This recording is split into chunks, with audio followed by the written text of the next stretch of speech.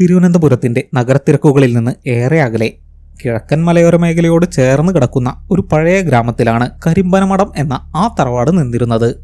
തലമുറകൾക്ക് മുമ്പ് അവിടുത്തെ ജന്മിയായിരുന്ന ഒരു അമ്മച്ചിയുടെ ക്രൂരതകളെക്കുറിച്ച് ആ നാട്ടിൽ പല കഥകളും പ്രചരിച്ചിരുന്നു. ഭർത്താവിനെയും മക്കളെയും അടക്കി ഭരിച്ചിരുന്ന, അടിയാളന്മാരുടെ രക്തമൂറ്റി കുടിച്ചിരുന്ന ആ സ്ത്രീയുടെ ആത്മാവ് അവരുടെ മരണശേഷം ആ തറവാടിന്റെ പടിഞ്ഞാറ്റയിലെ അറയ്ക്കുള്ളിൽ സ്വയം തളച്ചിടുകയായിരുന്നു എന്ന് പ്രായമായവർ പറയും. കാലം കഴിഞ്ഞപ്പോൾ ആ തറവാട് അനാഥമായി. അനന്തരാവകാശികൾ പലരും വിദേശങ്ങളിലായി. ഒടുവിൽ കരിമ്പനമഠം കാടുപിടിച്ച ഇടജന്തുക്കൾ വാഴുന്ന ഒരു ഭീകര ഭവനമായി മാറി.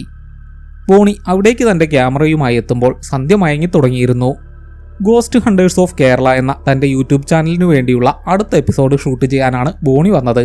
തിരുവനന്തപുരം നഗരത്തിൽ ജനിച്ചു വളർന്ന ബോണിക്ക് ഇത്തരം കഥകളെല്ലാം വെറും കെട്ടുകഥകൾ മാത്രമായിരുന്നു. പഴയ തറവാട്, ഒരു അറ, അവിടെ ഒരു പ്രേതം, ക്ലീഷേ. അവൻ കാർ പാർക്ക് ചെയ്യുമ്പോൾ തനിച്ച് ചിരിച്ചുകൊണ്ട് പറഞ്ഞു. പടുകൂറ്റൻ കരിമ്പനകൾ ആകാശത്തേക്ക് കൈനീട്ടി നിൽക്കുന്ന മുറ്റം, അവയുടെ ഓലകൾ കാറ്റിലുരസുന്ന ശബ്ദം ഒരു ശീൽക്കാരം പോലെ തോന്നി. പ്രധാന വാതിൽ ദ്രവിച്ചു തുടങ്ങിയിരുന്നു. ഒരു തള്ളു കൊടുത്തപ്പോൾ അത് വലിയൊരു ഞരക്കത്തോടെ തുറന്നു. ഹലോ, ആരെങ്കിലും ഉണ്ടോ? ഞാൻ ബോണിയാണ്, നിങ്ങളുടെ പുതിയ അതിഥി. അവൻ ക്യാമറ ഓൺ ചെയ്ത് തമാശ രൂപേണ പറഞ്ഞു. അകത്ത് നിറയെ വവ്വാലുകളുടെയും അഴുകിയ എന്തിൻ്റെയും ഗന്ധമായിരുന്നു. തകർന്നു കിടക്കുന്ന മച്ചിൽ നിന്നും നിലാവെളിച്ചം നേരിയതായി അരിച്ചിറങ്ങുന്നുണ്ട്. അവൻ ടോർച്ച് തെളിച്ചു. പൊടി പിടിച്ച ഫർണിച്ചറുകൾ, ചിലന്തി വലകൾ, തകർന്ന ചിത്രങ്ങൾ. അവന്റെ ലക്ഷ്യം പടിഞ്ഞാറ്റയിലെ ആ കുപ്രസിദ്ധമായ അറയായിരുന്നു. വലിയൊരു തടിയലമാര വെച്ച് അറയിലേക്കുള്ള വാതിൽ മറച്ചിരുന്നു. ബോണി തന്റെ കയ്യിലുണ്ടായിരുന്ന ചെറിയ കമ്പിപ്പാര ഉപയോഗിച്ച് അത് മാറ്റി. അറയുടെ വാതിൽ കൂറ്റൻ മണിത്താഴിട്ട് പൂട്ടിയ നിലയിൽ. പക്ഷെ താഴിന് പതിവിലും കവിഞ്ഞ ഒരു തിളക്കമുണ്ടായിരുന്നു. അതിൽ പൊടി പിടിച്ചിട്ടില്ല. വിചിത്രം. ഗായ്സ്, ഇതാണ് ആ മുറി. നമുക്ക് ഇതൊന്ന് തുറക്കാൻ ശ്രമിക്കാം, അവൻ ക്യാമറയോട് പറഞ്ഞു. താഴ് തുരുമ്പിച്ചിരുന്നില്ല. അവൻ തന്റെ കയ്യിലെ ലിവർ ഉപയോഗിച്ച് അത് തകർക്കാൻ ശ്രമിച്ചു. കുറച്ചു നേരത്തെ പരിശ്രമത്തിന് ശേഷം വലിയൊരു ശബ്ദത്തോടെ ആ പൂട്ട് പൊളിഞ്ഞു താഴെ വീണു. വാതിൽ തുറന്നപ്പോൾ അറയ്ക്കുള്ളിൽ നിന്ന് അസ്ഥി തുളയ്ക്കുന്ന ഒരു തണുപ്പ് പുറത്തേക്ക് വന്നു. ഒരു സാധാരണ തണുപ്പല്ല, അത് അവന്റെ വസ്ത്രങ്ങളെ ഭേദിച്ച് തൊലിയിലൂടെ അസ്ഥിയിലേക്ക് അരിച്ചിറങ്ങുന്നത് പോലെ അവന് തോന്നി. അവന്റെ ശ്വാസം മുട്ടി. ഇവിടെ എന്തോ ഭയങ്കര തണുപ്പ്. അവൻ ക്യാമറയ്ക്ക് മുന്നിൽ നിന്ന് കിതച്ചു. അറയ്ക്ക് നടുവിലായി ഒരു ചെറിയ ചെമ്പുചെപ്പ്. അതിനു ചുറ്റും നിലത്ത് കറുത്ത പൊടി പോലെ എന്തോ പറ്റിപ്പിടിച്ചിരിക്കുന്നു. അറയുടെ മറ്റെല്ലാ ഭാഗത്തും പൊടിയും ചിലന്തിവലയും ഉണ്ടായിരുന്നെങ്കിലും ആ ചെപ്പും അതിനു ചുറ്റുമുള്ള ഭാഗവും അത്ഭുതകരമാം വിധം വൃത്തിയായിരുന്നു. അവൻ മെല്ലെ ആ ചെപ്പിനടുത്തേക്ക് നീങ്ങി ക്യാമറ അതിലേക്ക് ഫോക്കസ് ചെയ്തു. തണുപ്പ് കൂടി വരികയാണ്. അവന്റെ പല്ലുകൾ കൂട്ടിയിടിക്കാൻ തുടങ്ങി. അവൻ ആ ചെപ്പ് തുറക്കാൻ കൈ നീട്ടി. തണുത്ത ലോഹത്തിൽ തൊട്ടതും വിരൽത്തുമ്പിൽ നിന്ന് ഒരു തുള്ളി രക്തം പൊടിഞ്ഞതുപോലെ അവന് തോന്നി. അവൻ കൈ പിൻവലിച്ചു. ഒന്നുമില്ല. അവൻ വീണ്ടും ശ്രമിച്ചു. ചെപ്പ് തുറന്നു. അതിനുള്ളിൽ പഞ്ഞിക്കെട്ടിൽ പൊതിഞ്ഞ കറുത്ത നൂലിൽ കോർത്ത ഒരു ചെറിയ അസ്ഥികഷ്ണം പോലെ തോന്നിക്കുന്ന ഒരു ലോക്കറ്റ്. അത്രയേ ഉള്ളൂ. ഓ, ഇതിനായിരുന്നോ ഇത്ര ബിൽഡപ്പ്? അവൻ നിരാശയോടെ ചിരിച്ചു. പെട്ടെന്ന് അവന്റെ പുറകിൽ അവൻ തള്ളിത്തുറന്ന അറയുടെ കൂറ്റൻ വാതിൽ ഒരു കാറ്റുമില്ലാതിരുന്നിട്ടും ഒരു ഭീകരമായ ശബ്ദത്തോടെ അടഞ്ഞു. ബോണി ഞെട്ടിത്തിരിഞ്ഞു. അറയ്ക്കുള്ളിലിപ്പോൾ പൂർണ്ണമായ അന്ധകാരമാണ്. അവന്റെ ടോർച്ച് കൈവിറച്ച് നിലത്തേക്ക് വീണു. അതൊരു മൂലയിലേക്ക് ഉരുണ്ടുപോയി അണഞ്ഞു. ക്യാമറയുടെ ചെറിയ ചുവന്ന റെക്കോർഡിംഗ് ലൈറ്റ് മാത്രം മിന്നുന്നു. പുറത്ത് കരിമ്പനമഠത്തിന്റെ മുറ്റത്ത് നിന്നിരുന്ന എല്ലാ കരിമ്പനകളും ഒരേ നിമിഷം നിശ്ചലമായി. കാറ്റ് പൂർണ്ണമായും നിലച്ചു. അറയ്ക്കുള്ളിലെ അന്ധകാരത്തിൽ ബോണിയുടെ കഴുത്തിനു പിന്നിൽ ആരോ തണുത്തുറഞ്ഞ വിരലുകൾ കൊണ്ട് മെല്ലെ തൊട്ടു. ഒരു സ്ത്രീയുടെ കൈവിരലുകൾ പോലെ. അവൻ അലറി വിളിക്കാൻ ശ്രമിച്ചു. പക്ഷെ ശബ്ദം പുറത്തു വന്നില്ല. അവന്റെ ശരീരം മരവിക്കുകയായിരുന്നു. ആ തണുപ്പ് അവന്റെ അസ്ഥികളിൽ നിന്നിപ്പോൾ അവന്റെ ആത്മാവിലേക്ക് പടർന്നു കയറുകയായിരുന്നു. അവന്റെ ക്യാമറയുടെ റെക്കോർഡിംഗ് ലൈറ്റ് അവസാനമായി ഒന്ന് മിന്നി. എന്നിട്ട് പതിയെ അതണഞ്ഞു. പിറ്റേന്ന് രാവിലെ ബോണിയെ കാണാനില്ല എന്ന് പറഞ്ഞ് വീട്ടുകാർ പോലീസിൽ പരാതിപ്പെട്ടു. അവസാനത്തെ മൊബൈൽ ടവർ ലൊക്കേഷൻ വെച്ച് പോലീസ് കരിമ്പനമഠത്തിലെത്തി. അറയുടെ വാതിൽ പുറത്തുനിന്ന് ചാരിയ നിലയിലായിരുന്നു. അകത്ത് ബോണി ഒരു മൂലയിൽ ചുരുണ്ടുകൂടി കിടക്കുന്നുണ്ടായിരുന്നു. അവന് ജീവനുണ്ടായിരുന്നു. എന്താ മോനെ, എന്താ പറ്റിയേ? ഒരു പോലീസ് ഓഫീസർ അവനെ തട്ടിയുണർത്തി. ബോണി കണ്ണുകൾ തുറന്നു. അവൻ പോലീസുകാരനെ നോക്കി ചിരിച്ചു. വളരെ ശാന്തമായ എന്നാൽ ഭയപ്പെടുത്തുന്ന ഒരു ചിരി. ഓ, ഒന്നുമില്ല സാറേ, വഴി തെറ്റി വന്നതാ. ഇവിടെ ഇങ്ങനെ കിടന്നുറങ്ങിപ്പോയി, അവൻ വളരെ സാധാരണ മട്ടിൽ പറഞ്ഞു. അവന്റെ ക്യാമറയും ടോർച്ചും അടുത്തു തന്നെ കിടപ്പുണ്ടായിരുന്നു. പോലീസ് അവന്റെ പേരും വിവരങ്ങളും ചോദിച്ചറിഞ്ഞു. അവന് കുഴപ്പമൊന്നുമില്ലെന്ന് കണ്ടപ്പോൾ അവർ അവനെ താക്കീത് ചെയ്തു വിട്ടയച്ചു. ഇനി ഇത്തരം സ്ഥലങ്ങളിൽ തനിച്ചു വരരുത്. വല്ല പാമ്പും കടിച്ചാൽ അറിയുക പോലുമില്ല. ബോണി തന്റെ കാറിൽ കയറി. അവൻ പോകുന്നതും നോക്കി പോലീസുകാർ നിന്നു. എന്തോ ഒരു പന്തികേട് പോലെ കൂട്ടത്തിൽ പ്രായമുള്ള ഒരു ഹെഡ് കോൺസ്റ്റബിൾ പറഞ്ഞു. ആ ചെക്കൻ്റെ കണ്ണുകൾക്ക് ഒരു ഒരു തിളക്കമില്ലായ്മ, പച്ചവെള്ളം പോലെ. ബോണി നേരെ പോയത് അവൻ്റെ ഫ്ലാറ്റിലേക്കാണ്. തിരുവനന്തപുരം നഗരത്തിലെ തിരക്കേറിയ ഒരു അപ്പാർട്ട്മെന്റ് സമുച്ചയം. അവൻ റൂമിലെത്തി വാതിലടച്ചു. അവൻ ഷവർ തുറന്നു. തണുത്ത വെള്ളം അവൻ്റെ ശരീരത്തിലേക്ക് വീണു. പക്ഷെ അവനൊന്നും അറിയുന്നുണ്ടായിരുന്നില്ല. അവൻ കണ്ണാടിയിൽ നോക്കി.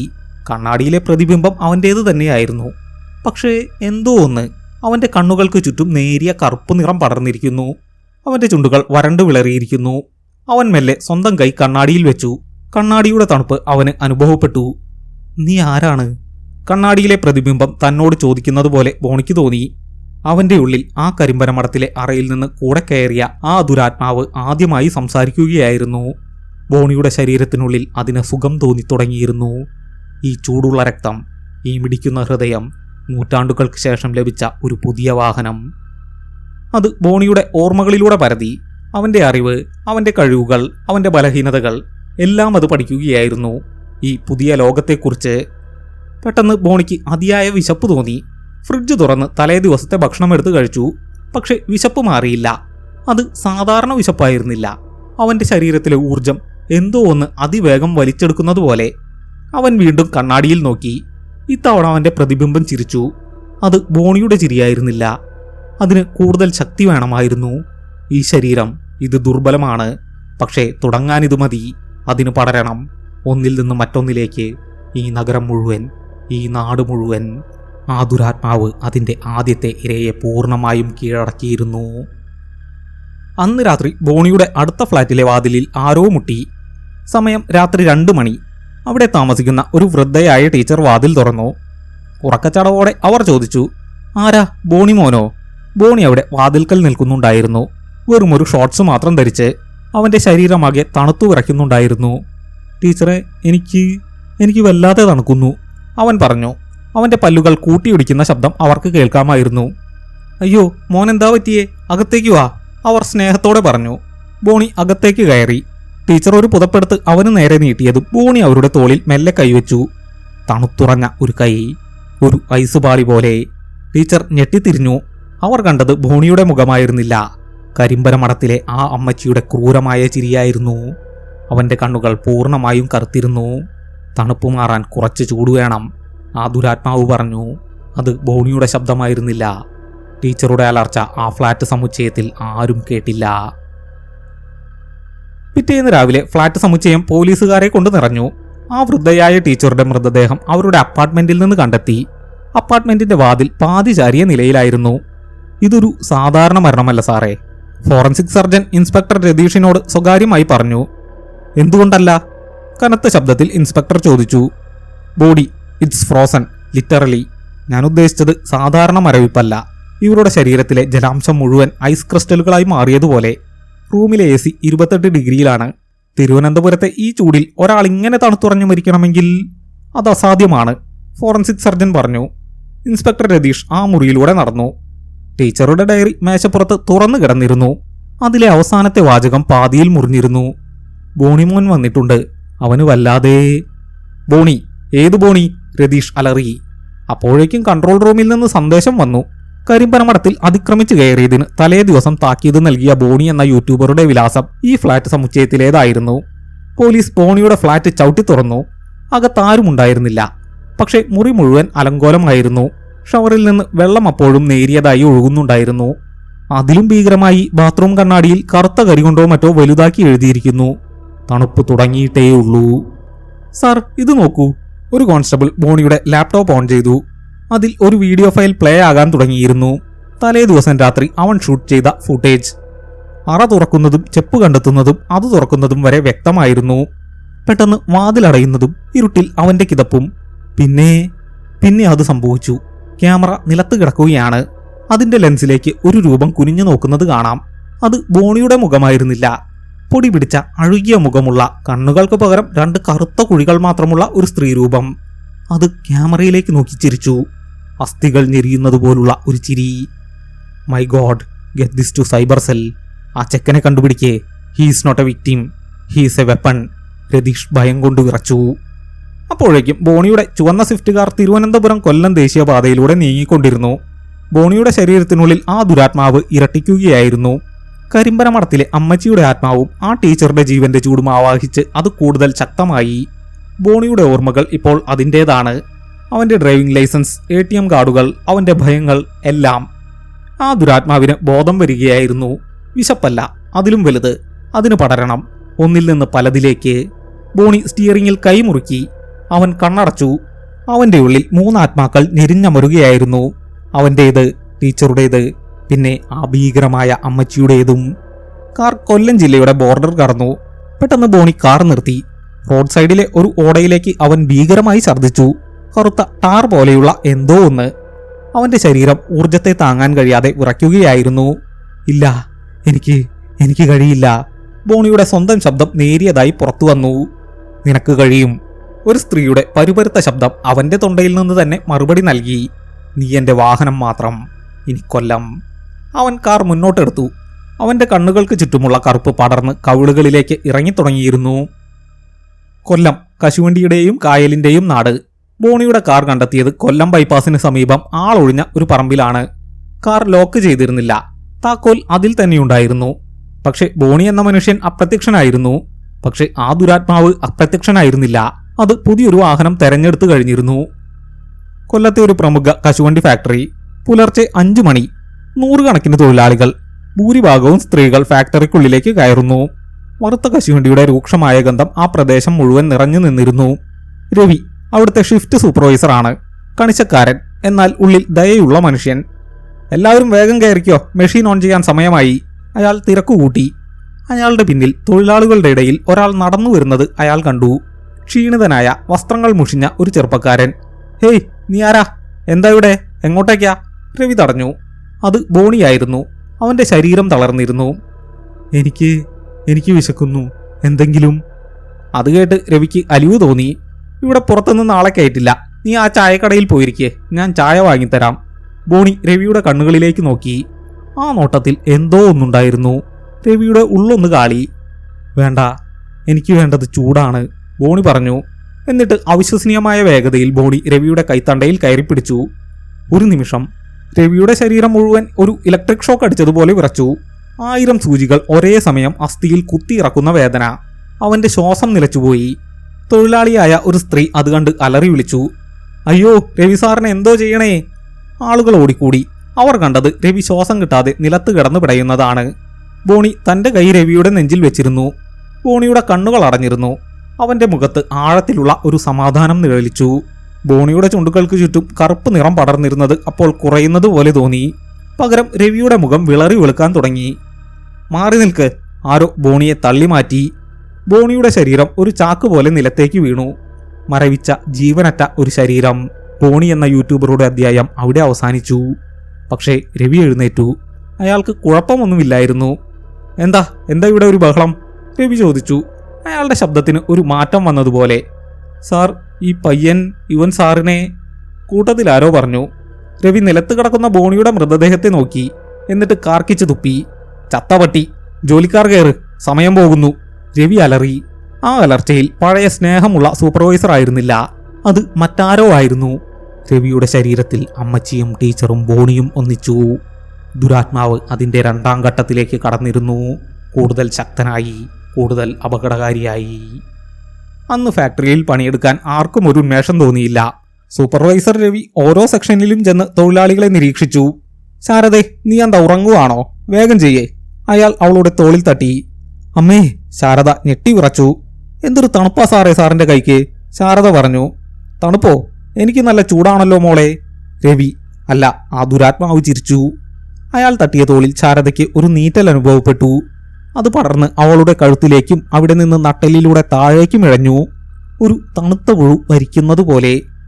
അന്ന് വൈകുന്നേരം ഷിഫ്റ്റ് കഴിഞ്ഞ് വീട്ടിലേക്ക് മടങ്ങിയ ശാരദ തന്റെ ഭർത്താവിനോടോ മക്കളോടോ ഒരു വാക്ക് മിണ്ടിയില്ല. അവൾ വീടിന്റെ തിണ്ണയിൽ ദൂരേക്ക് നോക്കിയിരുന്നു. എന്താടി? അവളുടെ ഭർത്താവ് വന്ന് തോളിൽ തൊട്ടു. അയാൾ അലറിപ്പോയി. അവളുടെ ശരീരം ഒരു ഐസ് കട്ട പോലെ തണുത്തിരുന്നു. ശാരദ മെല്ലെ തിരിഞ്ഞു.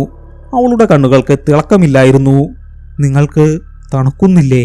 അവൾ ചോദിച്ചു. കൊല്ലം നഗരത്തിലെ കശുവണ്ടി തൊഴിലാളി കോളനികളിൽ ആ രാത്രി ഒരു അസാധാരണമായ നിശബ്ദത പടർന്നു. പല വീടുകളിലും വെളിച്ചം തെളിഞ്ഞില്ല. പലരും അത്താഴം കഴിച്ചില്ല. അവർ തങ്ങളുടെ വീടുകളുടെ ഉമ്മർത്ത് തണുത്തു വിറച്ച് എന്തിനെയോ കാത്തിരിക്കുന്നത് പോലെ ഇരുന്നു. ആ ദുരാത്മാവ് അതിപ്പോൾ ഒന്നല്ല, അത് 10 100 അതിന്റെ തണുത്ത വിത്തുകൾ പാകിക്കഴിഞ്ഞിരുന്നു. കൊല്ലം കായലിൽ നിന്ന് വീശുന്ന കാറ്റിന് അന്ന് രാത്രി അസ്ഥി തുളയ്ക്കുന്ന തണുപ്പായിരുന്നു. ദുരാത്മാവ് രവി എന്ന ശരീരത്തിന്റെ നിയന്ത്രണം പൂർണ്ണമായും ഏറ്റെടുത്തിരുന്നു. കൊല്ലം നഗരം ഒരു വലിയ ശ്മശാനമായി അതിനു തോന്നി. കശുവണ്ടി ഫാക്ടറിയിലെ ആ തൊഴിലാളികൾ, അവർ വെറും വാഹകർ മാത്രമായിരുന്നു. അവർ ദുരാത്മാവിന്റെ അംശങ്ങൾ പേറുന്നവരായി മാറി. അവരുടെ വീടുകളിലെ ഊഷ്മളതയെ അവർ കാർന്നു തിന്നു. ഭയം, സ്നേഹമില്ലായ്മ, മരവിപ്പ്. ദുരാത്മാവ് മനുഷ്യന്റെ വികാരങ്ങളെയാണ് ആദ്യം കൊന്നത്. 2 ആഴ്ച കഴിഞ്ഞു. കൊല്ലം നഗരത്തിൽ വിചിത്രമായ സംഭവങ്ങൾ റിപ്പോർട്ട് ചെയ്യപ്പെട്ടു തുടങ്ങി. മകന്റെ കടിയേറ്റ് അമ്മ മരിച്ചു. മകന് പേവിഷബാധയേറ്റതായി സംശയം. കായലിൽ ചാടി ഒരു കുടുംബത്തിലെ 4 പേർ ആത്മഹത്യ ചെയ്തു. അവർ പരസ്പരം കെട്ടിപ്പിടിച്ച നിലയിലായിരുന്നു. അവരുടെ മൃതദേഹങ്ങൾ അഴുകിയിരുന്നില്ല, മറിച്ച് തണുത്തുറഞ്ഞ നിലയിലായിരുന്നു. കശുവണ്ടി ഫാക്ടറിയിലെ തൊഴിലാളികൾ കൂട്ടാവധിയിൽ. അകാരണമായ തണുപ്പും മരവിപ്പും ബാധിച്ചതായി പരാതി. തിരുവനന്തപുരത്ത് ഇൻസ്പെക്ടർ രതീഷ് ഈ വാർത്തകൾ ശ്രദ്ധിക്കുന്നുണ്ടായിരുന്നു. ബോണിയുടെ മൃതദേഹം കൊല്ലത്ത് നിന്ന് കണ്ടെത്തിയതും അതിനുശേഷമുണ്ടായ ഈ വിചിത്ര സംഭവങ്ങളും അയാൾ കൂട്ടി വായിച്ചു. ഇതൊരു വൈറസ് അല്ല, this is something else, something cold, അയാൾ തന്റെ ടീമിനോട് പറഞ്ഞു. ആ ദുരാത്മാവിന് തന്റെ ഇപ്പോഴത്തെ ശരീരത്തിൽ അസംതൃപ്തി തോന്നി തുടങ്ങിയിരുന്നു. ഈ ശരീരം പോരാ, ഇതിന് പരിമിതികളുണ്ട്. ആയിരക്കണക്കിന് ആളുകളെ ഒരേ സമയം ബാധിക്കാൻ തക്ക ശക്തിയുള്ള ഒരു കേന്ദ്രം അതിനു വേണമായിരുന്നു. അത് കേരളത്തിന്റെ ഭൂപടം നോക്കി. കൊല്ലം കഴിഞ്ഞാൽ പത്തനംതിട്ട. ആ പേരോർത്തപ്പോൾ ദുരാത്മാവിന്റെ ഉള്ളിൽ ഒരു അസ്വസ്ഥത രൂപപ്പെട്ടു. പത്തനംതിട്ട വിശ്വാസത്തിന്റെ കേന്ദ്രം. ആറന്മുള, ഓമല്ലൂർ, ശബരിമല. ആ മണ്ണിൽ ഒരു വല്ലാത്ത ചൂടുള്ളതുപോലെ അതിനു തോന്നി. അത് തകർക്കണം. ദുരാത്മാവിനറിയാമായിരുന്നു സാധാരണ മനുഷ്യരെ ബാധിക്കുന്നത് പോലെ എളുപ്പമല്ല ആ നാടിനെ കീഴടക്കാനെന്ന്. അതിന് വിശ്വാസത്തെ തന്നെ ആയുധമാക്കണം. ഒരു രാത്രി രവി കൊല്ലത്തെ ഫാക്ടറിയിലെ തന്റെ ഓഫീസിലിരുന്നു. അയാൾ ഫോൺ എടുത്തു. ഹലോ, എനിക്ക് പത്തനംതിട്ടയിലെ ഒരു പ്രധാന പൂജാരിയെ കാണണം. ഒരു ശീതയജ്ഞം നടത്താനാണ്. അതെ, കേട്ടിട്ടില്ലാത്തൊരു പൂജയാണ്. എനിക്ക് ഏറ്റവും ശക്തിയുള്ള ഒരാളെ വേണം. അയാൾ ഫോൺ വെച്ച് ചിരിച്ചു. ആ ചിരിയിൽ രവിയുടെ ശബ്ദമായിരുന്നില്ല, കരിമ്പനമഠത്തിലെ അമ്മച്ചിയുടെ ക്രൂരമായ ആനന്ദമായിരുന്നു. വിശ്വാസത്തെ തകർക്കാൻ വിശ്വാസത്തിന്റെ രൂപേണ തന്നെ ചെല്ലണം. പത്തനംതിട്ടയിലെ ഏതെങ്കിലും ഒരു പ്രധാന ക്ഷേത്രത്തിന്റെ ശ്രീകോവിലിൽ, ഏറ്റവും പവിത്രമായ സ്ഥലത്ത് തണുത്ത വിത്ത് പാകണം. അതിനായി ദുരാത്മാവ് അതിന്റെ അടുത്ത ഇരയെ തിരഞ്ഞെടുത്തു, വിശ്വാസത്തിന്റെ കാവൽക്കാരനായ ഒരാളെ. അടുത്ത ദിവസം രവി പത്തനംതിട്ടയിലേക്ക് യാത്ര തിരിച്ചു. ആറന്മുള ക്ഷേത്രത്തിന് സമീപമുള്ള ഒരു വലിയ ഇല്ലത്തേക്ക്, അവിടുത്തെ പ്രധാന തന്ത്രിയെ കാണാൻ. രവി കാറിൽ നിന്നിറങ്ങുമ്പോൾ പമ്പാ നദിയിൽ നിന്നുള്ള കാറ്റ് അവനെ തഴുകി. പക്ഷെ ആ ദുരാത്മാവിന് ആ കാറ്റിലെ ഈർപ്പമല്ല, മറിച്ച് അതിൽ കലർന്ന മന്ത്രങ്ങളുടെയും ഹോമകുണ്ടങ്ങളുടെയും ചൂടാണ് അസ്വസ്ഥതയുണ്ടാക്കിയത്. ഈ ചൂട് എനിക്ക് താങ്ങാനാവില്ല. അത് രവിയുടെ ശരീരത്തിൽ കിടന്നു പുളഞ്ഞു. ഞാനിതിനെ തണുപ്പുകൊണ്ട് മൂടും. ഇല്ലത്തിന്റെ പടിപ്പുര കടന്ന് രവി അകത്തേക്ക് നടക്കുമ്പോൾ ആ പൂമുഖത്ത് ഒരു ഓട്ടുമണി തനിയെ ആടാൻ തുടങ്ങിയിരുന്നു. അകത്ത് ജപിച്ചിരുന്ന തന്ത്രിയുടെ കയ്യിലെ രുദ്രാക്ഷം അകാരണമായി ചൂടുപിടിക്കാൻ തുടങ്ങി. ദുരാത്മാവ് അതിന്റെ ഏറ്റവും വലിയ പോരാട്ടത്തിനാണ് പത്തനംതിട്ടയുടെ മണ്ണിൽ കാലുകുത്തിയത്. ആറന്മുള ക്ഷേത്രത്തിൽ നിന്നും അധികം ദൂരെയല്ലാതെ പമ്പാ നദിയുടെ കൈവഴിയോട് ചേർന്ന് നിന്നിരുന്ന ആ പുരാതനമായ ഇല്ലത്തിന്റെ പടിപ്പുര കടക്കുമ്പോൾ രവിക്ക് തന്റെ ശരീരം ചുട്ടുപൊള്ളുന്നത് പോലെ തോന്നി. രവിയുടെ ശരീരം ഒരു കവചം മാത്രമായിരുന്നു. അതിനുള്ളിലെ അമ്മച്ചിയും ടീച്ചറും ബോണിയും കൊല്ലത്തെ കശുവണ്ടി തൊഴിലാളികളുടെ ജീവന്റെ അംശങ്ങളും ആ ചൂടിൽ കിടന്നു ഞെരിഞ്ഞു. ഈ മണ്ണിൽ മുഴുവൻ അഗ്നിയാണ്. ഹോമകുണ്ടങ്ങളുടെയും മന്ത്രോച്ചാരണങ്ങളുടെയും ആയിരക്കണക്കിന് വർഷത്തെ ചൂട്. പൂമുഖത്ത് പ്രായത്തിന്റെ എല്ലാ പ്രൗഢിയോടും കൂടി ആ മനുഷ്യൻ ഇരിപ്പുണ്ടായിരുന്നു. കൃഷ്ണൻ ഭട്ടതിരി, നെറ്റിയിൽ ഭസ്മക്കുറി, കഴുത്തിൽ രുദ്രാക്ഷം. ദുരാത്മാവ് വന്നപ്പോൾ തനിയെ ചലിച്ച ആ ഓട്ടുമണി അപ്പോഴും നേരിയതായി ചലിക്കുന്നുണ്ടായിരുന്നു. വരണം, ഇരിക്കണം, ഭട്ടതിരി പറഞ്ഞു. അദ്ദേഹത്തിന്റെ ശബ്ദത്തിന് ഒരു മണിനാദത്തിന്റെ ഗാംഭീര്യമുണ്ടായിരുന്നു. രവി എന്ന ശരീരം ആ ആജ്ഞ അനുസരിച്ചു. എന്താണ് തന്റെ ആവശ്യം? ഭട്ടതിരി നേരെ കാര്യത്തിലേക്ക് കടന്നു. എനിക്കൊരു യജ്ഞം നടത്തണം, ഒരു ശീതയജ്ഞം, രവി പറഞ്ഞു. ആ വാക്കുച്ചരിച്ചപ്പോൾ മുറിയിലെ കാറ്റിന്റെ വേഗത കുറഞ്ഞതുപോലെ തോന്നി. ഭട്ടതിരിയുടെ മുഖം കടുത്തു. അദ്ദേഹം രവിയെ അടിമുടി നോക്കി. ശീതയജ്ഞമോ? അങ്ങനെയൊന്നും വേദങ്ങളിലില്ല. യജ്ഞമെന്നാൽ അത് അഗ്നിയാണ്, ഊർജമാണ്, ജീവനാണ്. തണുപ്പ് മരണമാണ്, ജഡമാണ്, അദ്ദേഹം പറഞ്ഞു. പക്ഷേ എനിക്ക് ഈ ചൂട് താങ്ങാൻ വയ്യ, രവി അറിയാതെ പറഞ്ഞുപോയി. ഭട്ടതിരിഞ്ഞെട്ടി. അദ്ദേഹം എഴുന്നേറ്റു. താനാരാണ്? തന്റെ കണ്ണുകൾ അത് മരിച്ച മനുഷ്യൻ്റേതുപോലെ ഇരിക്കുന്നു. തൻ്റെ ഉള്ളിൽ എന്താണ്? അതോടെ ദുരാത്മാവ് തന്റെ കപടവേഷം ഉപേക്ഷിച്ചു. ഈ മനുഷ്യനെ പറഞ്ഞു പറ്റിക്കാൻ സാധ്യമല്ല. ഇയാളുടെ ചൂട് ഇല്ലാതാക്കിയേ പറ്റൂ. എനിക്ക് വേണ്ടത് ഈ ഇല്ലത്തിന്റെ ചൂടാണ്, ഈ നാടിന്റെ വിശ്വാസമാണ്. ഞാനത് തണുപ്പിക്കും. രവിയുടെ ശരീരത്തിൽ നിന്നും പുറത്തേക്ക് വന്നത് പല ശബ്ദങ്ങളുടെ ഒരു കൂടിച്ചേരലായിരുന്നു. മുറിയിലെ അന്തരീക്ഷം മാറി. വിളക്കുകൾ മങ്ങാൻ തുടങ്ങി. ഭിത്തികളിൽ ഈർപ്പം പൊടിയാൻ തുടങ്ങി. ഹരഹര മഹാദേവ! ഭട്ടതിരി ഉറക്കെ ജപിച്ചു. അദ്ദേഹം തന്റെ അരയിൽ തിരുകിയിരുന്ന ഒരു ചെറിയ വെള്ളിച്ചപ്പിൽ നിന്ന് ഭസ്മം വാരിയെടുത്ത് രവിയുടെ നേർക്കെറിഞ്ഞു. ദുരാത്മാവ് അലറി വിളിച്ചു. ആ ഭസ്മം വീണർത്ത് രവിയുടെ ശരീരത്തിൽ തൊലി കരിഞ്ഞു പുകഞ്ഞു. അതൊരു സാധാരണ പൊള്ളലായിരുന്നില്ല. ഇറങ്ങിപ്പോ എന്റെ മണ്ണിൽ നിന്ന്! ഭട്ടതിരി തന്റെ ജപമാല വലിച്ചൂരി. ഈ ശരീരം ഉപേക്ഷിച്ചാലും ഞാൻ പോകില്ല. ഞാൻ ഇവിടെയുണ്ടാകും, ഈ മണ്ണിൽ, ഈ വെള്ളത്തിൽ. ദുരാത്മാവ് ചിരിച്ചു. രവിയുടെ ശരീരം വിറച്ചു. അവന്റെ വായിൽ നിന്നും മൂക്കിൽ നിന്നും കറുത്ത തണുത്ത ഒരു ദ്രാവകം ഒഴുകാൻ തുടങ്ങി. നീ അഗ്നിയെ ഭയക്കുന്നുവല്ലേ? ഭട്ടതിരി കണ്ണുകളടച്ച് ഭഗവാൻ ശിവന്റെ ഏറ്റവും ഉഗ്രമായ രൂപത്തെ ധ്യാനിച്ചു. അദ്ദേഹം അഘോരാസ്ത്ര മന്ത്രം ജപിക്കാൻ തുടങ്ങി. ഓരോ മന്ത്രത്തിലും മുറിയിലെ ചൂട് കൂടിക്കൂടി വന്നു. രവിയുടെ ശരീരത്തിലെ വെള്ളം വറ്റാൻ തുടങ്ങി. അവന്റെ തൊലി വരണ്ടുപൊട്ടി. ഈ മനുഷ്യന്റെ മുന്നിൽ തനിക്ക് നിൽക്കാനാവില്ല എന്ന് ദുരാത്മാവിന് മനസ്സിലായി. ഇയാളുടെ വിശ്വാസത്തിന്റെ ചൂട് താങ്ങാവുന്നതിലും അപ്പുറമാണ്. നീ ജയിച്ചെന്ന് കരുതണ്ട ഭട്ടതിരി. നിന്റെ വിശ്വാസത്തിന്റെ കോട്ട ഞാൻ തകർക്കും. ദുരാത്മാവ് ഭീഷണിപ്പെടുത്തി. പെട്ടെന്ന് ഭീകരമായ ഒരു അലർച്ചയോടെ രവിയുടെ ശരീരം നിലത്തേക്ക് വീണു. ആ ശരീരത്തിൽ നിന്ന് ഒരു തണുത്ത കാറ്റ് പുറത്തേക്ക് വന്ന് മുറിയിലെ വിളക്കുകളെല്ലാം അണച്ചു. മുറിയിൽ ഇരുട്ട് നിറഞ്ഞു. അല്പസമയത്തിന് ശേഷം ഭട്ടതിരിയുടെ സഹായിയായ ഗോപു എന്ന യുവശാസ്ത്രി തിരുമേനി എന്ന് വിളിച്ചുകൊണ്ട് അവിടേക്ക് ഓടി വന്നു. അവൻ കണ്ടത് നിലത്ത് ജഡമായി കിടക്കുന്ന രവിയെയും നെഞ്ചിൽ കൈവച്ച് കിതച്ചുകൊണ്ട് കസാരയിലേക്ക് വീഴുന്ന ഭട്ടതിരിയെയുമാണ്. തിരുമേനി, എന്തുപറ്റി? ഗോപു ഓടിച്ചെന്ന് അദ്ദേഹത്തെ താങ്ങി. അവൻ പോയി. പക്ഷേ എന്തോ ഒന്ന്, അത് ശരിയല്ല, ഭട്ടതിരി കിതച്ചുകൊണ്ട് പറഞ്ഞു. അദ്ദേഹത്തിന്റെ ശരീരം മുഴുവൻ വിയർത്തിരുന്നു. ആ ചൂട് അദ്ദേഹത്തെ ക്ഷീണിതനാക്കിയിരുന്നു. ഞാൻ ഡോക്ടറെ വിളിക്കാം, ഗോപു പരിഭ്രമത്തോടെ പറഞ്ഞു. വേണ്ട, എനിക്ക് ആ കിണറ്റിൽ നിന്ന് അല്പം ജലം കൊണ്ടുവാ, ഭട്ടതിരി പറഞ്ഞു. ഇല്ലത്തെ ഏറ്റവും പവിത്രമായി കരുതുന്ന കിണർ. ഇപ്പോൾ കൊണ്ടുവരാൻ തിരുമേനി. ഗോപു പുറത്തേക്കോടി. രവിയുടെ മൃതദേഹം അവിടെ തണുത്തുറഞ്ഞു കിടക്കുന്നുണ്ടായിരുന്നു. ഗോപു അതിനെ പാടെ അവഗണിച്ചു. അവൻ കിണറ്റിൻകരയിലേക്ക് ഓടി. വെള്ളം കോരാനായി തൊട്ടി കിണറ്റിലേക്ക് താഴ്ത്തി. അവൻ കിണറ്റിലേക്ക് നോക്കി. അവിടെ നിലാവിന്റെ വെളിച്ചത്തിൽ അവൻ തന്റെ പ്രതിബിംബം കണ്ടു. പക്ഷെ അവനോടൊപ്പം മറ്റൊരാളുടെ പ്രതിബിംബം കൂടി വെള്ളത്തിൽ തെളിഞ്ഞു. കരിമ്പനമടത്തിലെ അമ്മച്ചിയുടെ മുഖം. അത് അവനെ നോക്കി ചിരിച്ചു. ഗോപുവിന്റെ കയ്യിൽ നിന്ന് തൊട്ടി താഴേക്ക് വീണു. കിണറ്റിലെ വെള്ളം ഒന്ന് ഓളമിട്ടു. ആ ഓളം നിലച്ചപ്പോൾ കിണറ്റിലെ ജലത്തിന്റെ ഉപരിതലത്തിൽ ഒരു പാട പോലെ നേർത്തൊരു ഐസുപാളി രൂപം കൊണ്ടിരുന്നു. പത്തനംതിട്ടയുടെ വിശ്വാസത്തിന്റെ ഉറവകളിൽ ദുരാത്മാവ് അതിന്റെ ആദ്യത്തെ തണുത്ത വിത്തുപാകിയിരുന്നു. ഭട്ടതിരി ജയിച്ചെങ്കിലും യുദ്ധം തുടങ്ങിയിട്ടേ ഉണ്ടായിരുന്നുള്ളൂ. ദുരാത്മാവ് ക്ഷീണിച്ചിരുന്നു. കൃഷ്ണൻ ഭട്ടതിരിയുമായുള്ള ഏറ്റുമുട്ടൽ അതിന്റെ ശക്തി ചോർത്തി കളഞ്ഞു.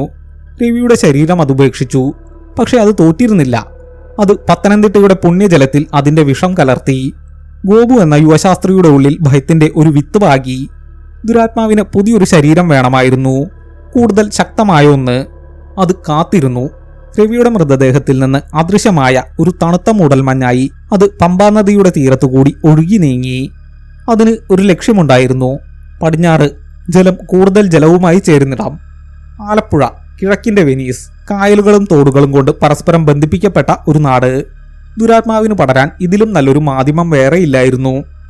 വേമ്പനാട്ട് കായലിന്റെ ഓരത്ത് ജോമോൻ തന്റെ ബോട്ട് വൃത്തിയാക്കുകയായിരുന്നു.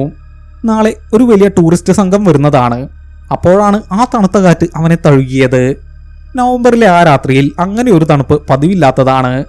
ഹോ, എന്തൊരു തണുപ്പ്, അവൻ തനിയെ പറഞ്ഞു. ആ കാറ്റ് അവന്റെ ചുറ്റും വട്ടം ചുറ്റി. അവന്റെ ശ്വാസത്തിലൂടെ അത് ഉള്ളിലേക്ക് കയറി. ജോമോന് ഒരു നിമിഷം ശ്വാസം നിന്നതുപോലെ തോന്നി. അവന്റെ നെഞ്ചിൻകൂട് തണുത്തുറഞ്ഞു. അവന്റെ കയ്യിലുണ്ടായിരുന്ന ബക്കറ്റ് നിലത്തേക്ക് വീണു. അവൻ നിലത്ത് മുട്ടുകുത്തി. അവന്റെ ശരീരം ഭീകരമായി ഉറച്ചു. അവന്റെ കണ്ണുകൾ പുറത്തേക്ക് തള്ളി. അമ്മേ, അവൻ വിളിക്കാൻ ശ്രമിച്ചു. അടക്കിപ്പിടിച്ച ഒരു ചിരി അവന്റെ തൊണ്ടയിൽ നിന്ന് തന്നെ പുറത്തു വന്നു. ദുരാത്മാവ് അതിന്റെ പുതിയ കരുത്തുള്ള വാഹനം കണ്ടെത്തിയിരിക്കുന്നു. അന്ന് രാത്രി ജോമോൻ എന്ന ഹൗസ് ബോട്ട് ഡ്രൈവർ ബോട്ടുമെടുത്ത് കായലിന്റെ ആഴങ്ങളിലേക്ക് പോയി. ആരും കാണാതെ കായലിന്റെ ഏറ്റവും ആഴമുള്ള ഭാഗത്ത് വെച്ച് ജോമോന്റെ ശരീരത്തിൽ നിന്ന് അമ്മച്ചിയും ടീച്ചറും ബോണിയും രവിയും അടങ്ങിയ ആ ദുഷ്ടശക്തി പുറത്തിറങ്ങി. രവിയുടെ ശരീരത്തിൽ നിന്ന് ഭട്ടതിരിയുടെ ചൂടേൽക്കേണ്ടി വന്നതിന്റെ മുറിവുകൾ അതിനുണ്ടായിരുന്നു. അതിന് പ്രതികാരം ചെയ്യണമായിരുന്നു. ഈ വെള്ളം, ഈ നാട്, ഇതെല്ലാം ഇനി എന്റേതാണ്. ജോമോൻ എന്ന ശരീരത്തിലൂടെ ദുരാത്മാവ് ആ തണുത്ത കായൽ വെള്ളത്തിലേക്ക് കൈകൾ താഴ്ത്തി. അവന്റെ കൈകളിൽ നിന്ന് കറുത്ത എണ്ണ പോലെയുള്ള ഒരു ദ്രാവകം വെള്ളത്തിലേക്ക് പടരാൻ തുടങ്ങി.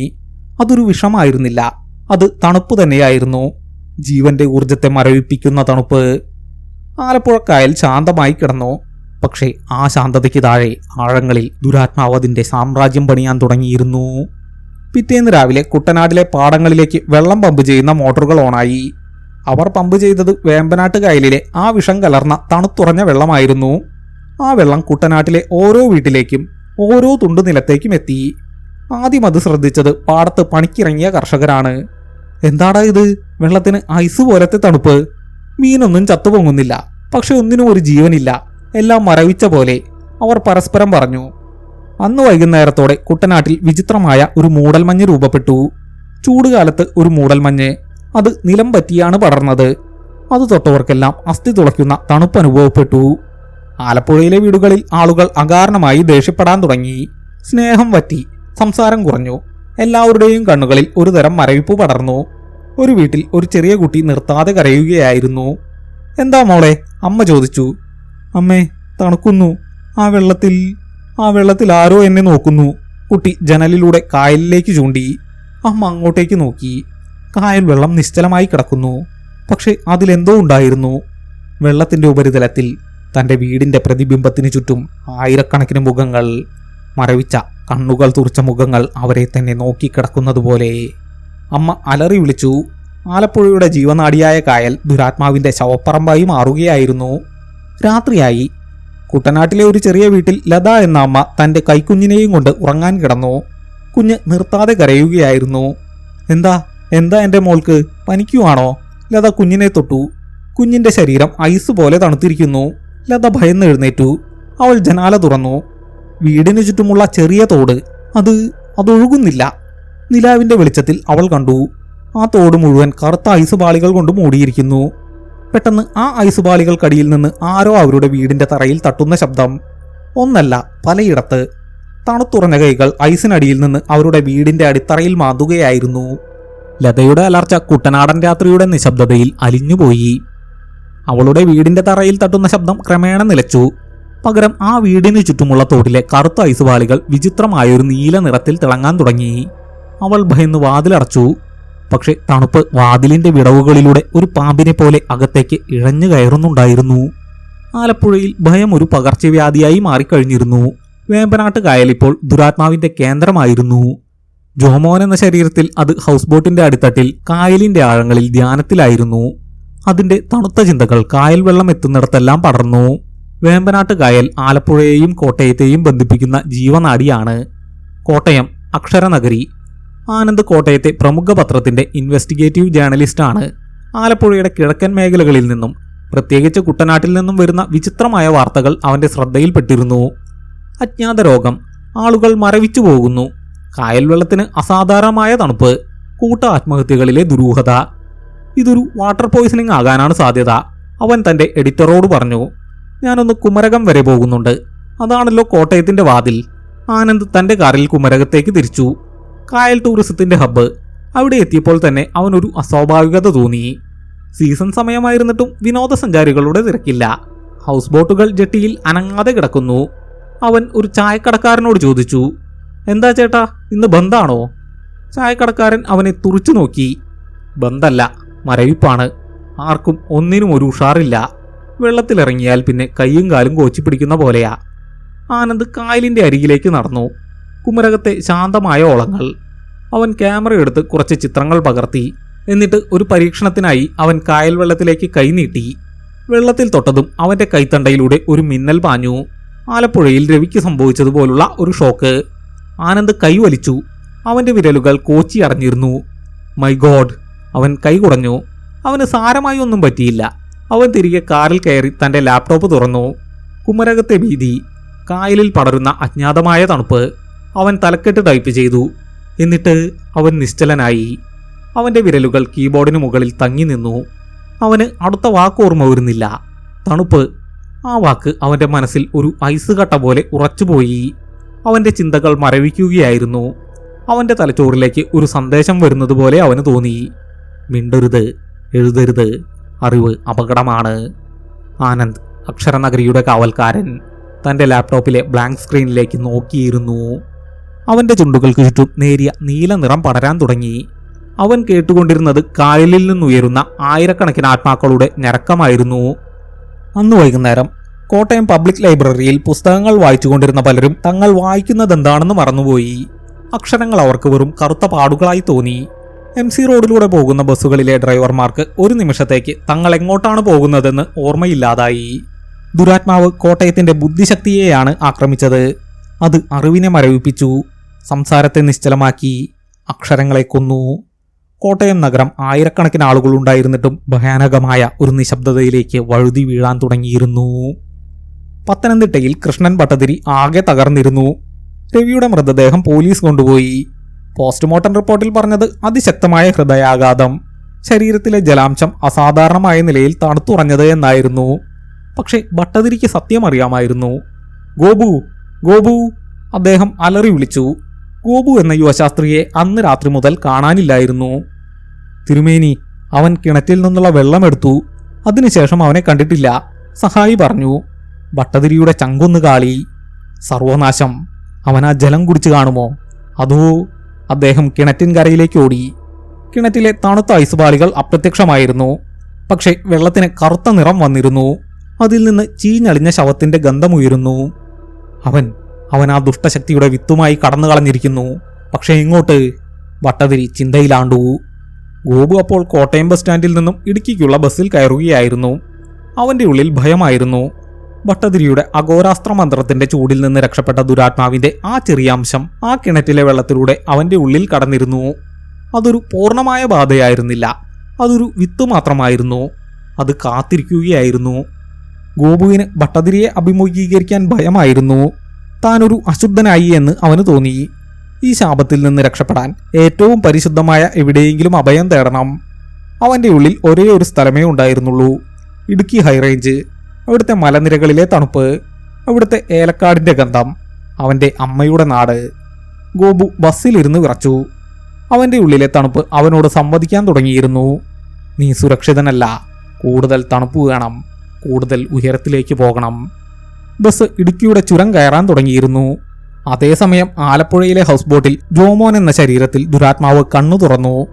കോട്ടയത്തെ നിശബ്ദത അത് ആസ്വദിക്കുകയായിരുന്നു. പക്ഷെ അതിന് തൃപ്തി വന്നില്ല. ആലപ്പുഴയിലെയും കോട്ടയത്തെയും വെള്ളക്കെട്ടുകൾ ഒരു തുടക്കം മാത്രമാണ്. അതിന് കേരളത്തെ മുഴുവൻ മരവിപ്പിക്കണം. അതിന് കേരളത്തിന്റെ ഹൃദയം നിശ്ചലമാക്കണം. കേരളത്തിന്റെ ഊർജ കേന്ദ്രം ഇടുക്കി ഡാം. അവിടെയുള്ള ജലസമ്പത്തും അതിൽ നിന്ന് ഉൽപ്പാദിപ്പിക്കുന്ന വൈദ്യുതി എന്ന ചൂടുമായിരുന്നു അതിന്റെ ലക്ഷ്യം. പക്ഷെ അവിടേക്ക് പടരാൻ ഒരു മാർഗമുണ്ടായിരുന്നില്ല. മലനിരകൾ ഒരു തടസ്സമായിരുന്നു. വെള്ളത്തിന് അവിടേക്ക് ഒഴുകിയെത്താൻ കഴിയില്ല. പെട്ടെന്ന് ദുരാത്മാവിന്റെ ഭീമാകാരമായ ബോധമണ്ഡലത്തിൽ ഒരു ചെറിയ ആശയം തെളിഞ്ഞു. കിഴക്ക് മലമുകളിൽ തൻ്റെ ഒരു അംശം, ഒരു വിത്ത്, ഗോപു എന്ന യുവശാസ്ത്രിയുടെ രൂപത്തിൽ അത് ഇടുക്കിയുടെ മണ്ണിൽ കാലുകുത്താൻ പോകുന്നു. നീയാണെൻ്റെ വഴി. ദുരാത്മാവ് ജോമോന്റെ മരവിച്ച ചുണ്ടുകളിലൂടെ മൊഴിഞ്ഞു. നീ എൻ്റെ ശീതകാലത്തിന്റെ താക്കോലാണ്. ബസ് കട്ടപ്പന ടൗൺ പിന്നിട്ട് ഒരു ചെറിയ ഗ്രാമത്തിലേക്ക് തിരിഞ്ഞു. ഗോപു ബസ് ഇറങ്ങി. നല്ല തണുപ്പുള്ള കാറ്റ്, ഏലത്തിന്റെയും കാപ്പിയുടെയും മണം. പക്ഷെ ഗോപുവിന് അതൊന്നും ആസ്വദിക്കാൻ കഴിഞ്ഞില്ല. അവന്റെ ഉള്ളിലെ വിത്ത് മുളയ്ക്കാൻ തുടങ്ങിയിരുന്നു. അവൻ തന്റെ അമ്മ വീട് ലക്ഷ്യമാക്കി നടന്നു. ഒരു ഏലത്തോട്ടത്തിന് നടുവിലുള്ള ചെറിയൊരു വീട്. അവൻ ഗേറ്റ് തുറന്ന് അകത്തേക്ക് കടന്നതും തോട്ടത്തിലെ കിളികൾ ചിലയ്ക്കുന്നത് നിർത്തി. അവിടുത്തെ കാറ്റിന്റെ ഗതി നിശ്ചലമായി. അവന്റെ അമ്മാവൻ അവനെ കണ്ട് ഓടി വന്നു. ഗോപു, നീ എന്താ മോനെ പറയാതെ? അമ്മാവൻ അവനെ സ്നേഹത്തോടെ കെട്ടിപ്പിടിച്ചു. അയ്യോ, എന്തൊരു തണുപ്പാ നിന്റെ ദേഹത്തിന്, നീ ആകെ മരവിച്ചല്ലോ, അമ്മാവൻ ചോദിച്ചു. ഗോപു അമ്മാവനെ നോക്കി ചിരിച്ചു. അതൊരു സാധാരണ ചിരിയായിരുന്നില്ല. അവന്റെ കണ്ണുകൾക്ക് കിണറ്റിലെ വെള്ളത്തിന്റെ കറുത്ത നിറമായിരുന്നു. തണുപ്പ് തുടങ്ങിയിട്ടേ ഉള്ളൂ അമ്മാവാ, ഗോപു പറഞ്ഞു. അവൻ മുറ്റത്തേക്കൊന്ന് കാർക്കിച്ച് തുപ്പി. ആ കറുത്ത ദ്രാവകം വീണ മണ്ണ് ഒരു നിമിഷം കൊണ്ട് വെളുത്തു. അവിടെ ഒരു ഐസുപാളി രൂപപ്പെട്ടു. ഹൈറേഞ്ചിലെ മണ്ണിൽ ദുരാത്മാവിന്റെ വിത്ത് വേര് പിടിക്കുകയായിരുന്നു. ഇടുക്കിയിലെ ആ രാത്രി ഭയാനകമായിരുന്നു. ഗോപുവിന്റെ വരവോടെ ആ ഗ്രാമത്തിന്റെ താളം തെറ്റി. അമ്മാവനും കുടുംബവും അന്ന് രാത്രി മരവിപ്പോടെയാണ് ഉറങ്ങിയത്. അവരുടെ സ്വപ്നങ്ങളിൽ കരിമ്പനമടത്തിലെ അമ്മച്ചിയുടെ മുഖമായിരുന്നു. പിറ്റേന്ന് രാവിലെ അമ്മാവൻ തന്റെ ഏലത്തോട്ടം കണ്ട് അലറിക്കരഞ്ഞു. പച്ച വിരിച്ചു നിന്നിരുന്ന ഏലച്ചെടികൾ മുഴുവൻ കരിഞ്ഞുണങ്ങിയിരിക്കുന്നു. പക്ഷെ അത് വെയിലേറ്റ് കരിഞ്ഞതുപോലെയായിരുന്നില്ല, അതിശൈത്യം ബാധിച്ചതുപോലെ. ഇലകളിലെല്ലാം കറുത്ത ഐസ് ക്രിസ്റ്റലുകൾ പറ്റിപ്പിടിച്ചിരുന്നു. ദുരാത്മാവ് ആ മണ്ണിന്റെ ചൂട് വലിച്ചെടുത്തിരുന്നു. ഇത് നീ കാരണമാണ്. അമ്മാവൻ ഗോപുവിന്റെ നേരെ വിരൽ ചൂണ്ടി. ഗോപു വീടിന്റെ ഉമ്മർത്ത് ശാന്തനായിരിക്കുകയായിരുന്നു. അല്ല, ഇത് തുടക്കം മാത്രം. എനിക്കൊരു ദൗത്യമുണ്ട്, അവൻ പറഞ്ഞു. അവന്റെ ഉള്ളിലെ വിത്ത് അപ്പോൾ ദുരാത്മാവിന്റെ പ്രധാന കേന്ദ്രമായ ആലപ്പുഴയിലെ ജോമോനുമായി പൂർണ്ണമായും ബന്ധപ്പെട്ടിരുന്നു. അവനിപ്പോൾ വെറും ഒരു യുവശാസ്ത്രിയല്ല, അവൻ ദുരാത്മാവിന്റെ ഇടുക്കിയിലെ പ്രതിനിധിയാണ്. അവന് നിർദ്ദേശം ലഭിച്ചു കഴിഞ്ഞിരുന്നു. അണക്കെട്ട്, നീ അണക്കെട്ടിലേക്ക് പോകണം. കേരളത്തിന്റെ ഹൃദയം, അവിടുത്തെ വെള്ളം നീ മരവിപ്പിക്കണം. ഗോപു എഴുന്നേറ്റു. അമ്മാവനെയും കുടുംബത്തെയും ശ്രദ്ധിക്കാതെ അവൻ മലയിറങ്ങി നടക്കാൻ തുടങ്ങി. അതേസമയം തിരുവനന്തപുരത്ത് ഇൻസ്പെക്ടർ രതീഷ് ഒരു ഭ്രാന്തനെ പോലെയായിരുന്നു. കൊല്ലത്തെയും ആലപ്പുഴയിലെയും കോട്ടയത്തെയും സംഭവങ്ങൾ അയാൾ കൂട്ടി വായിച്ചു. ഇതൊരു സീരിയൽ കില്ലറല്ല, ഇതൊരു പാറ്റേൺ ആണ്. തിരുവനന്തപുരത്ത് നിന്ന് വടക്കോട്ട്, പക്ഷേ പത്തനംതിട്ടയിൽ എന്തോ ഒന്ന് അതിനെ തടഞ്ഞിട്ടുണ്ട്. അയാൾ കൃഷ്ണൻ ഭട്ടതിരിയെ വീണ്ടും വിളിച്ചു. തിരുമേനി, എന്താണെന്ന് അവിടെ സംഭവിച്ചത്? എനിക്ക് സത്യമറിയണം. ഭട്ടതിരി കിതച്ചുകൊണ്ട് പറഞ്ഞു. പോലീസേ, ഞാൻ പറഞ്ഞാൽ നിങ്ങൾ വിശ്വസിക്കില്ല. അതൊരു ആത്മാവല്ല, അതൊരു ശീതമാണ്. ജീവനെ കാർന്നു തിന്നുന്ന തണുപ്പ്. ഞാനതിനെ അഗ്നി കൊണ്ട് നേരിട്ടു. പക്ഷേ അത് തോറ്റിട്ടില്ല. എൻ്റെ യുവശാസ്ത്രി ഗോപു, അവനെ കാണാനില്ല. അവനിലൂടെ അത് രക്ഷപ്പെട്ടു. ഗോപുവോ? ഞങ്ങൾ അവൻ്റെ മൊബൈൽ ട്രേസ് ചെയ്യാൻ ശ്രമിക്കുന്നുണ്ട്. പക്ഷേ അപ്പോഴാണ് കോൺസ്റ്റബിൾ ഓടി വന്നത്. സാർ, ഗോപുവിൻ്റെ ഫോൺ ഓണായി. ലൊക്കേഷൻ കിട്ടി. ഇടുക്കി ചെറുതോണി ഡാമിന് അടുത്തുള്ള ടവറാണ് കാണിക്കുന്നത്. ഭട്ടതിരി ഫോണിലൂടെ അത് കേട്ടു. അദ്ദേഹം അലറി, അരുത്, അവനെ തടയണം.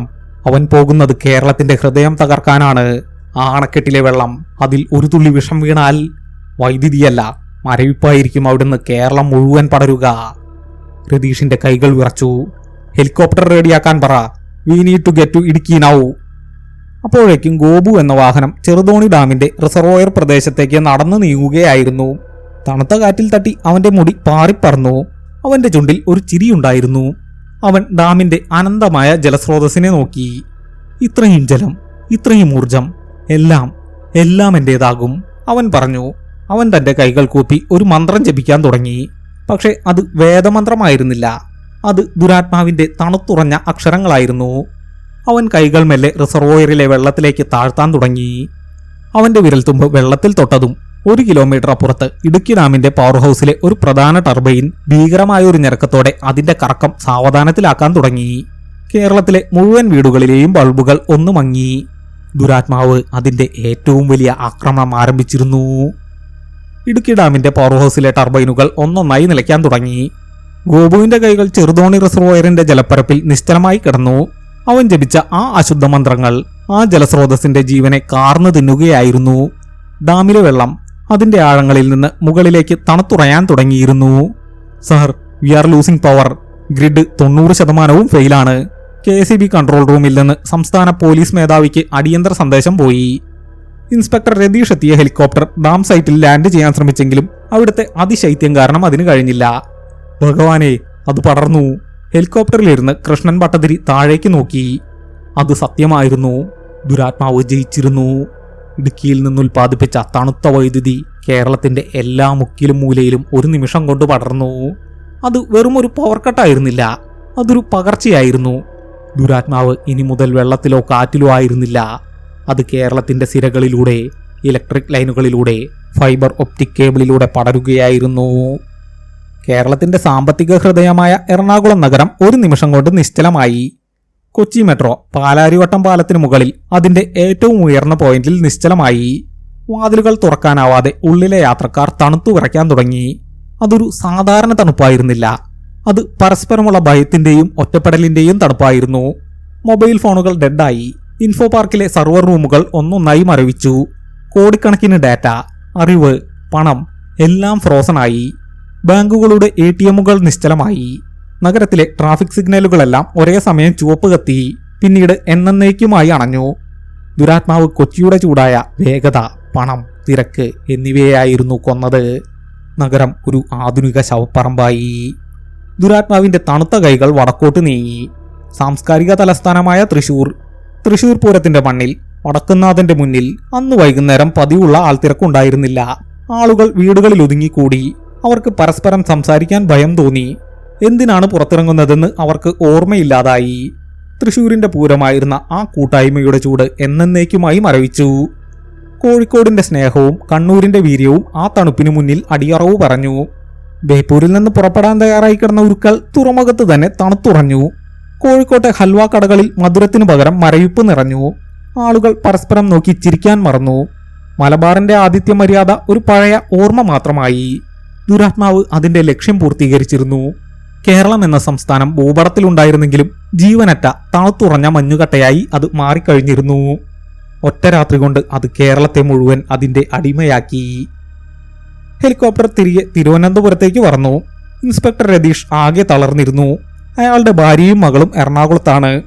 ഇനി അവരെ ജീവനോടെ കാണാൻ സാധ്യതയില്ലെന്ന് അയാൾക്കറിയാമായിരുന്നു. എല്ലാം കഴിഞ്ഞു അല്ലേ തിരുമേനി? രതീഷ് ചോദിച്ചു. കൃഷ്ണൻ ഭട്ടതിരി കണ്ണുകൾ തുറന്നു. ആ വൃദ്ധന്റെ കണ്ണുകളിൽ ഭയമായിരുന്നില്ല, ഒരു തരം നിശ്ചയദാർഢ്യമായിരുന്നു. ഇല്ല പോലീസേ, യുദ്ധം തുടങ്ങിയിട്ടേയുള്ളൂ. ഞാൻ തോറ്റു. എന്റെ അഗ്നി തോറ്റു. കാരണം ഞാൻ തെറ്റായ ശത്രുവിനോടാണ് പോരാടിയത്. തിരുമേനി എന്താ ഉദ്ദേശിച്ചത്? രതീഷ് ഭട്ടതിരിയെ നോക്കി. ഞാൻ പോരാടിയത് ഒരു പ്രേതത്തോടാണെന്ന് കരുതി. അല്ല, അത് പ്രേതമല്ല, അതൊരു വികാരമാണ്. കരിമ്പന മഠത്തിലെ ആ അമ്മച്ചി, അവർ ശക്തിയായിരുന്നില്ല, അവർ ഒറ്റയ്ക്കായിരുന്നു. അവരുടെ ജീവിതത്തിലെ ഏറ്റവും വലിയ സത്യം അതായിരുന്നു.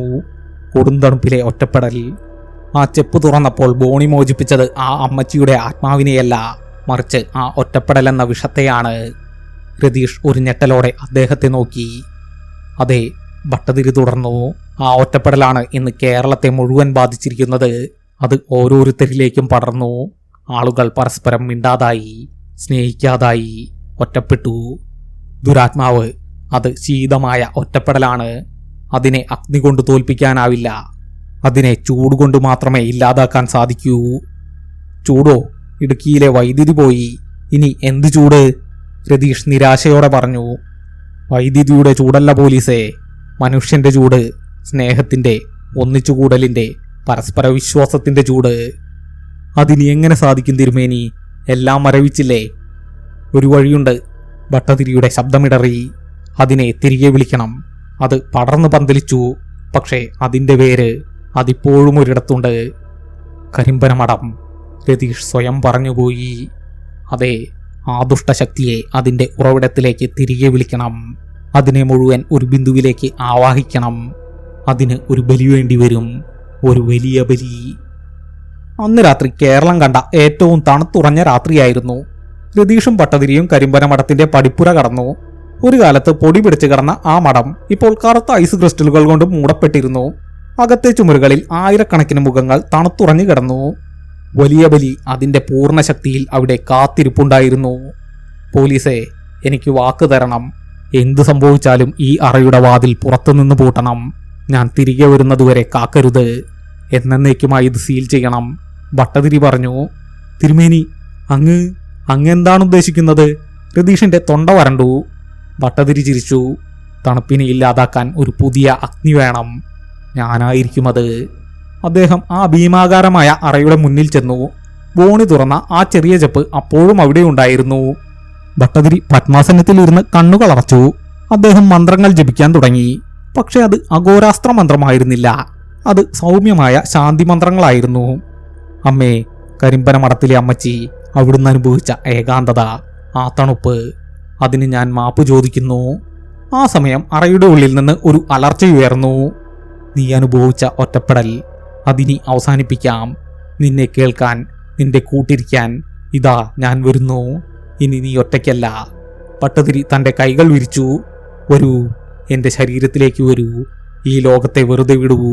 നിനക്ക് വേണ്ടത് ഒരു കൂട്ടല്ലായിരുന്നോ? അതിനായിരുന്നില്ലേ നീ ഇത്രയും പടർന്നത്? ഇതാ ഞാൻ, കൃഷ്ണൻ ഭട്ടതിരി. എന്നെ സ്വീകരിക്കൂ. അതൊരു ശീതയജ്ഞമായിരുന്നില്ല, മറിച്ച് ഒരു സ്നേഹയജ്ഞമായിരുന്നു. ആ നിമിഷം അത് സംഭവിച്ചു. കേരളത്തിന്റെ ഓരോ മുക്കിൽ നിന്നും ദുരാത്മാവിന്റെ അംശങ്ങൾ ഇളകി. കൊച്ചി മെട്രോയിൽ തണുത്തുറച്ചിരുന്ന യാത്രക്കാർക്ക് പെട്ടെന്ന് ആശ്വാസം തോന്നി. അവർ പരസ്പരം നോക്കി. ഇടുക്കി ഡാമിലെ മഞ്ഞുരുകാൻ തുടങ്ങി. ടർബൈനുകൾക്ക് ജീവൻ വെച്ചു. കോട്ടയത്തെ ലൈബ്രറിയിൽ ആരോ ഒരാൾ ഒരു പുസ്തകം തുറന്നു. ആലപ്പുഴയിലെ കായൽ വെള്ളം വീണ്ടും ഓളമിട്ടു. കേരളത്തിൽ നിന്ന് ആ തണുപ്പ്, ആ ഭീകരമായ ഒറ്റപ്പെടൽ ഒരു കറുത്ത കൊടുങ്കാറ്റായി രൂപാന്തരപ്പെട്ടു. അത് ആകാശത്തിലൂടെ പാഞ്ഞ് കരിമ്പനമടത്തെ ലക്ഷ്യമാക്കി വന്നു. തിരുമേനി, രതീഷ് ഉറക്കെ അലറി. ആയിരക്കണക്കിന് ആത്മാക്കളുടെ അലർച്ചയോടെ ആ കറുത്ത ശക്തി മുഴുവൻ കരിമ്പനമടത്തിന്റെ അറയിലേക്ക് ആവാഹിക്കപ്പെട്ടു. കൃഷ്ണൻ ഭട്ടതിരിയുടെ ശരീരത്തിലേക്ക്. ഒരു നിമിഷം ഭട്ടതിരിയുടെ ശരീരം വായുവിൽ ഉയർന്നു. അദ്ദേഹത്തിന്റെ ശരീരം കറുത്ത ഐസ് കൊണ്ട് മൂടപ്പെട്ടു. അദ്ദേഹത്തിന്റെ കണ്ണുകൾ തുറന്നു. അത് വെളുത്തതായിരുന്നു. രതീഷ്, പൂട്ടിക്കോളൂ. അതൊരു അലർച്ചയായിരുന്നു. രതീഷ് നിറകണ്ണുകളോടെ ഭീമാകാരമായ ആ അറയുടെ വാതിലടച്ചു. അതിന്റെ പുരാതനമായ ഓടാമ്പൽ താഴ്ത്തി. അകത്ത് ഒരു ലോകത്തെ മുഴുവൻ രക്ഷിച്ച ആ മഹാത്മാവ് ഒരു യുഗം മുഴുവൻ നീണ്ടു നിൽക്കുന്ന തണുപ്പിൽ ആ ഭീകര സത്വത്തിന് കൂട്ടിരിക്കാൻ എന്നേക്കുമായി ധ്യാനത്തിലാണ്ടു. ഒരു വർഷത്തിന് ശേഷം കേരളം സാധാരണ ജീവിതത്തിലേക്ക് മടങ്ങി വന്നിരുന്നു. ആ ഭീകരമായ രാത്രിയെക്കുറിച്ച് ആളുകൾ ഓർക്കാൻ ഇഷ്ടപ്പെട്ടില്ല. അതെല്ലാം കൂട്ടായ ഒരു ദുസ്വപ്നമായി അവർ മറക്കാൻ ശ്രമിച്ചു. ഇൻസ്പെക്ടർ രതീഷിന് DYSP ആയി പ്രൊമോഷൻ കിട്ടി. അദ്ദേഹം കരിമ്പനമടത്തിന്റെ മുന്നിൽ വന്നു നിന്നു. ആ മഠം ഇപ്പോൾ ഗവൺമെന്റ് ഏറ്റെടുത്ത് അതീവ സുരക്ഷാ മേഖലയായി പ്രഖ്യാപിച്ചിരുന്നു. അറയുടെ വാതിൽ കോൺക്രീറ്റ് കൊണ്ട് സീൽ ചെയ്ത് അതിനു മുകളിൽ രുദ്രാക്ഷമാലകൾ ചാർത്തിയിരുന്നു. രതീഷ് ആ കോൺക്രീറ്റ് ഭിത്തിയിൽ തൊട്ടു. അതിന് തണുപ്പില്ലായിരുന്നു, അതിന് ചൂടുമില്ലായിരുന്നു, അത് ശാന്തമായിരുന്നു. അകത്ത് ആ അമ്മച്ചിയുടെ ഏകാന്തതയ്ക്കു കൂട്ടായി ഒരു മഹാത്മാവിന്റെ ആത്മാവ് തപസ്സിരിക്കുന്നുണ്ടെന്ന് അയാൾക്കറിയാമായിരുന്നു. അയാൾ തിരിഞ്ഞു നടന്നു. പുറത്ത് തിരുവനന്തപുരത്തിന്റെ നിരത്തിൽ ആളുകൾ തിരക്കിട്ട് നടക്കുന്നു. വാഹനങ്ങൾ ഹോൺ മുഴക്കുന്നു. കുട്ടികൾ ചിരിക്കുന്നു. ലോകം വീണ്ടും ചൂടുപിടിച്ചിരിക്കുന്നു. ദുരാത്മാവ് അവസാനിച്ചിരിക്കുന്നു. പക്ഷേ ഒരു പാഠം അത് അവശേഷിപ്പിച്ചു. ഏറ്റവും വലിയ ഭീകരത ഒരു പ്രേതമോ സത്വമോ അല്ല, മറിച്ച് മനുഷ്യർക്കിടയിൽ പടരുന്ന ഒറ്റപ്പെടൽ എന്ന തണുപ്പാണ്. രതീഷ് തന്റെ ഫോൺ എടുത്ത് എറണാകുളത്തേക്ക് വിളിച്ചു. ഹലോ മോളെ, അച്ഛനാ, ഇന്ന് നേരത്തെ വരാം, നമുക്ക് ബീച്ചിൽ പോകാം. അയാൾ ചിരിച്ചുകൊണ്ട് കാറിലേക്ക് കയറി. കേരളത്തിന്റെ ആകാശം അന്ന് പതിവിലും തെളിഞ്ഞതായിരുന്നു.